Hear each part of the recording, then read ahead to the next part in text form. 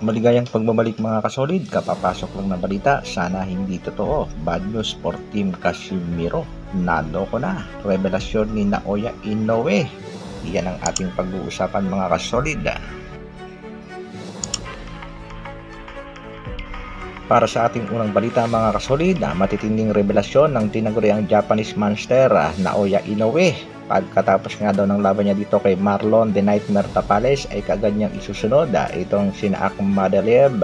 Ang malalakas nga dito sa Super Bantamweight Division, ang Mexican bad boy na si Luis Pantera Neri at ang ating pangbato nga si Angas ng Pinas, John Real Casimiro.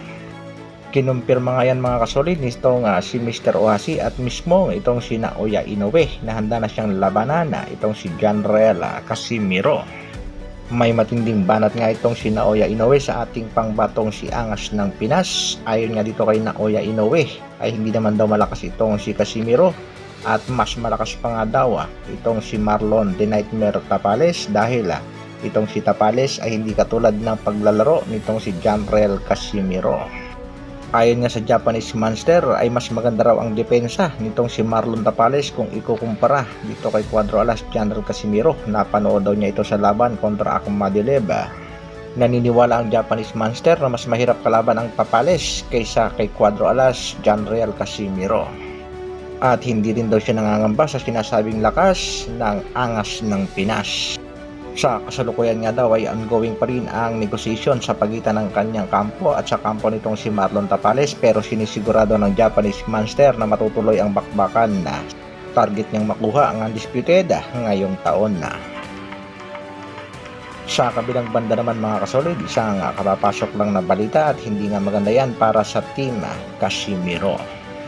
Alam naman natin na nalalapit na ang laban ng Angas ng Pinas kontra dito kay Japanese boxer Oguni. Nagaganapin nga yan sa October 12 sa bansang Japan.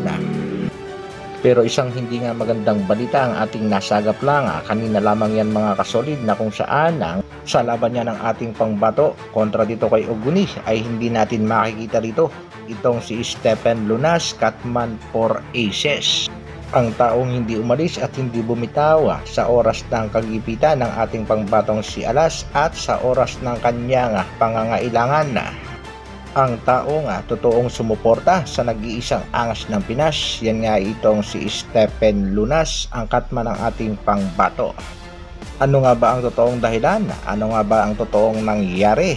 Bakit itong si Stephen Lunas ay tila wala na sa kampo ng Team Casimiro? Pakinggan nga natin ang pahayag ni Mr. Nemuel Iparraguirre. Inawin mo nga Sir Nemuel, naguluhan kami. So wag na po kayo magugulat na sa susunod na laban ng ating sinusuportahang Division World Champion eh hindi nyo na makikita si Sir Stephen Lunas.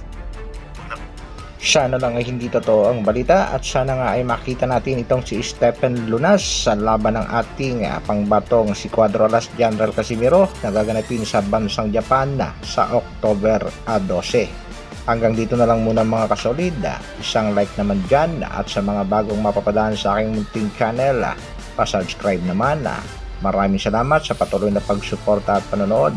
Mabuhay Dr. Alvin Vlogs. Bra!